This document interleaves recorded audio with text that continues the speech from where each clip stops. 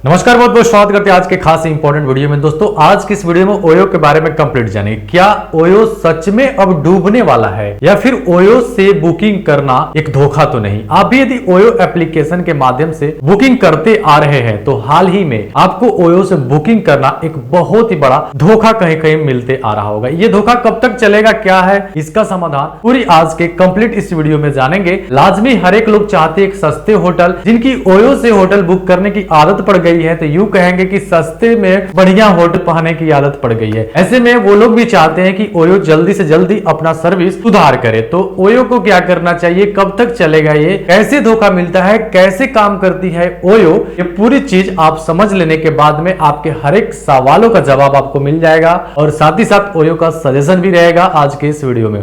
तो आइए दोस्तों, आज का ये इंपॉर्टेंट वीडियो शुरू करते। इससे पहले आप हमारे इस चैनल पे यदि पहली बार आए हैं तो सब्सक्राइब जरूर कर लेंगे। वीडियो पसंद आएगा तो लाइक करेंगे, हो सके तो वीडियो को ज्यादा से ज्यादा शेयर भी करेंगे। तो चलिए देर न करते हुए आज की कंप्लीट एनालिसिस पे चर्चा करते हैं। तो आइए सबसे पहले बात करते हैं कि आखिर ओयो कैसे सर्विस देता है, कैसे काम करती है ओयो। ओयो के बिजनेस मॉडल पे एक नजर डालें तो ओयो होटल की पूरी नेटवर्किंग करती है, यानी कि आपको घर बैठे बुकिंग कंफर्म कराती है और आप उस डेट पे जाते हैं तो आपका ऑलरेडी बुकिंग रहता है सस्ते प्राइस पे जाके आपको उस लोकेशन पे विजिट करके अपने मन चाहे रूम में ले जाना है। ये सारी चीज आपको ऑनलाइन प्रोवाइड कराती है ओयो। ये आइडिया 2013 में ओयो के फाउंडर रितेश अग्रवाल के मन में जब आया, जब उन्होंने देखा कि कहीं ना कहीं महंगे प्राइस देने के बावजूद भी लोगों को वो सुविधा नहीं मिल पा रही है होटल में जो मिलनी चाहिए, कि एक मजबूरी में भी लोगों को होटल में रहना पड़ता था। वो वैसे कैसे कि मान लीजिए आप कहीं जाते हैं, जाने के बाद में आप होटल ढूंढते हैं तो निश्चित है कि शाम होते होते आपको तो रहना ही पड़ेगा। प्लेटफॉर्म स्टेशन के नजदीक जो भी होटल आपको दिखता था, जितना प्राइस मांगता था दे के रह जाना पड़ता था, क्योंकि आपके पास कोई साधन नहीं रहता था। और कई एक असुविधा का सामना, जैसे आपको गंदगी का या फिर होटल में अच्छे सर्विस का नहीं, अच्छे बिहेवियर का नहीं, इत्यादि जैसे कई असुविधाओं का सामना करना पड़ता था। ये चीज ओयो के फाउंडर के दिमाग में आया कि इस चीज को क्यों ना हम एक प्लेटफॉर्म दे। तो सारे होटल को एक प्लेटफॉर्म देने के लिए ओयो का सॉफ्टवेयर लॉन्च किए, ओयो रूम्स, जहां पे जितने होटल प्रॉपर्टी वाले थे वो अपना अकाउंट बनाते, यानी अपना बिजनेस अकाउंट बनाते, अपने होटल की डिटेल्स जो ओयो की कंडीशन थी उसको फुलफिल करने के बाद में, जैसे कि आप भी ओयो के साथ पार्टनरशिप बिजनेस करना चाहते हैं तो कंडीशन ये है कि आपके रूम्स कम से कम 80 स्क्वायर फीट होने चाहिए, इससे अधिक ही होने चाहिए, और उस रूम में वॉशरूम अटैच्ड होने चाहिए और फ्रेश होने चाहिए। इस सारी रिव्यू के बाद में आपको वहां से अप्रूवल मिल जाता है और आप ऑनलाइन अपना होटल्स रूम सेल कर पाते हैं। कस्टमर उस प्लेटफॉर्म पे आते हैं और वो सिलेक्ट करते हैं और बुकिंग करते हैं, यानी माध्यम बनता है ओयो बीच में, और दोनों काम एक तो कस्टमर का और होटल वाले का मिलाने का काम करता है। यही ओयो की बिजनेस मॉडल है। बात करें फायदे की तो इसमें तीनों की फायदा है, यानी कि होटल प्रॉपर्टी वाले को भी फायदा है, ओयो को भी फायदा है और आप कस्टमर को भी फायदा है। आप कस्टमर को कैसे फायदा है वो तो आप समझ गए कि घर बैठे आप बुकिंग कंफर्म कर लेंगे, मन चाहे होटल में थोड़ी सी आपकी गड़बड़ी मिलती है तो कंप्लेन आप बीच वाले के पास कर सकते हैं, जो बीच में बैठा है वो उसको डांटेगा। तो ये तो सुविधा आपको हो गई। दूसरी सुविधा, जो प्रॉपर्टी वाले जो अपना रजिस्टर्ड करते हैं, ऐसे में बैठे बैठे उनकी होटल सेल नहीं होती थी, किसी ऐसे लोकेशन पे रहता था जहां कस्टमर बहुत कम चांस में पहुंच पाते थे। अब वो चीज आ गया ऑनलाइन प्लेटफॉर्म पे। अब ऑनलाइन दूर दूर से लोग उस चीज को देख पाते हैं, लोकेशन सर्च करते हैं तो पता चल जाता है कि इस जगह पे और भी कई सारे होटल है, सारे की रिव्यू फोटो डाली हुई है। बेहतर से बेहतर होटल में लोग नहीं जा पाते थे जानकारी के अभाव में, लेकिन ओयो के आने के बाद में वो चीज लोग देख लेते थे और देखने के बाद से वहीं से बुकिंग लगाकर वहां भी जाना शुरू, यानी कि दूर दूर वाले होटल की प्रचार होना शुरू। तो उनको भी फायदा था कि उनकी मार्केटिंग आसानी से हो पाती थी ओयो एप्स के माध्यम से। अब तीसरी फायदे की बात कर ले तो इसमें ओयो वालों की फायदा की 29% की कमीशन, यानी कि जो डील होती थी दोनों के बीच में, कस्टमर और होटल प्रॉपर्टी के बीच में, उसकी पैसे की 29% ओयो के अकाउंट में जाता था।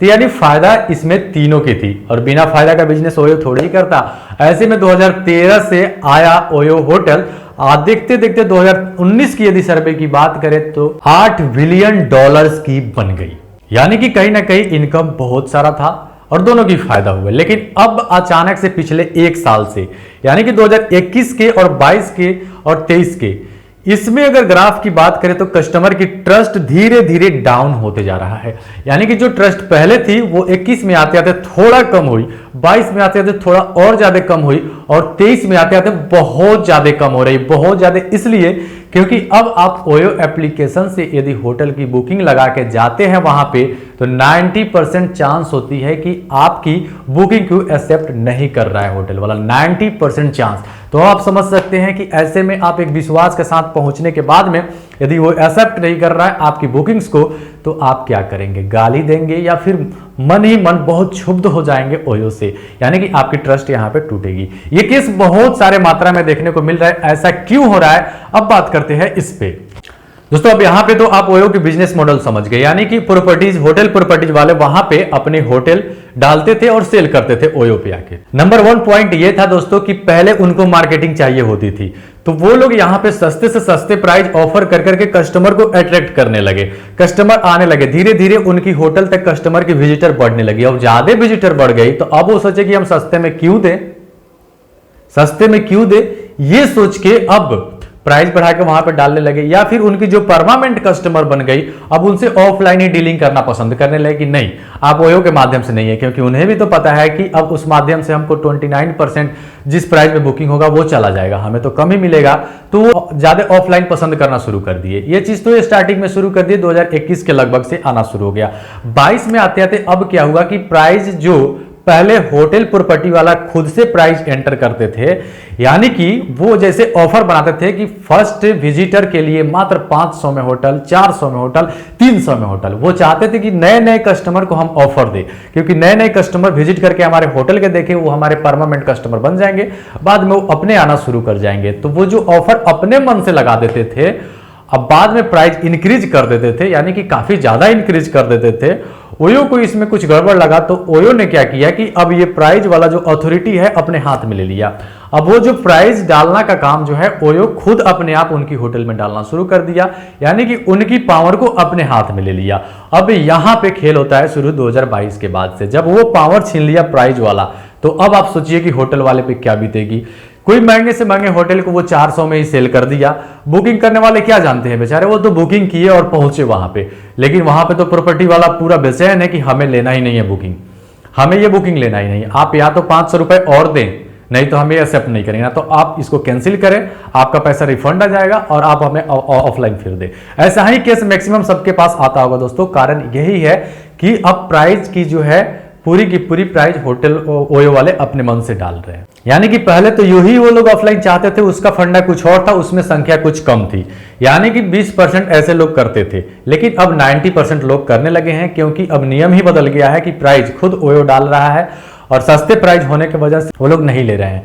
महंगे प्राइस यदि में ओयो सेल किया हुआ है तो ले रहे हैं।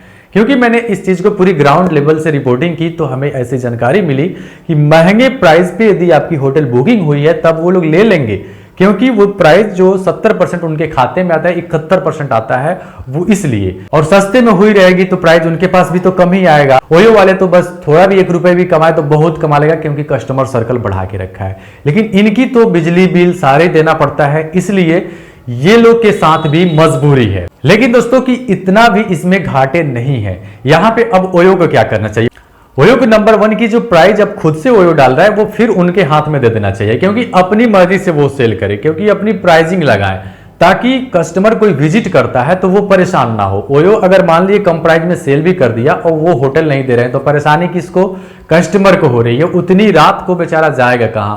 आप यदि ओयो कस्टमर सपोर्ट में कॉल करते हैं तो 2 ही आपको ऑप्शन देते हैं कि सर या तो आपके दूसरे होटल में मैं शिफ्ट करा दे रहा हूं, या सर कोई ऑप्शन नहीं है, इसको मैं कैंसिल कर दे रहा हूं, आप चिंता मत कीजिए, आपका पैसा आपके खाते में सही सलामत आ जाएगा। अब सोचिए कि आपके लिए उस समय पैसा इंपॉर्टेंट रखता है जब रात को 9-10 बज रहे हो, या फिर आप कहीं दूर से ट्रेवल करके वहां तक पहुंचे, फिर आप ऑटो पकड़ के कहीं दूसरे तक जाएं, क्या पैसा ही इंपॉर्टेंट है उस समय, आपकी टाइम समय इंपॉर्टेंट है। आप तो बस बेचैन रहते कितना जल्दी हम रूम में जाके आराम करें, और उसमें झमेला लग जा रही है कस्टमर से 1-1 घंटे बात करने की। ऐसे में पूरी की पूरी ट्रस्ट एकदम ओयो की तरफ से गिर गई है। यदि ओयो इंस्टेंट इस पे एक्शन नहीं लेता है तो हाल बुरा ही होगा, बहुत बुरा हाल होगा दोस्तों। जो अभी सिचुएशन चल रही है पूरी कस्टमर परेशान है ओयो को लेके। तो ओयो को नंबर 1 एक्शन लेना चाहिए कि प्राइस सेटिंग की ऑप्शन उनको देना चाहिए। और नंबर 2 जो कि सबसे इंपॉर्टेंट है, ये एक्शन लेना चाहिए कि यदि बुकिंग दोनों के बीच में कंफर्म हो जाती है तो कस्टमर यदि जाता है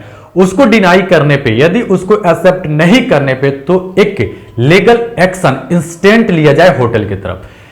इंस्टेंट एक्शन, क्योंकि दोस्तों ये मजाक की बात नहीं है। कोई कस्टमर बहुत परेशान फील करता है उस वक्त जब उसकी होटल ऑर्डर को डिनाई की जाती है।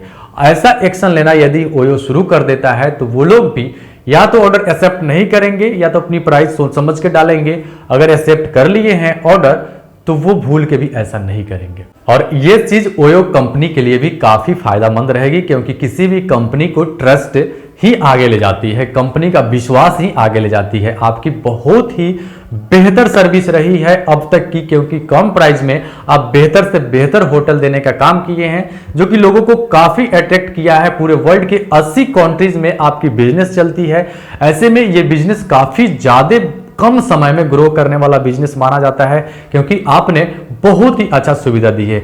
मात्र ये 2 असुविधा की वजह से शायद ये बिजनेस गिर सकती है। इसलिए ओयो प्रॉपर्टी से भी रिक्वेस्ट रहेगा, क्योंकि ये ग्राउंड लेवल की पूरी सर्वे के बाद में आज का ये वीडियो रखा गया है। ओयो के हित में है, कस्टमर के हित में है, होटल प्रॉपर्टीज के हित में है, तीनों के ही हित में है, क्योंकि पहले तीनों को फायदा होते थे।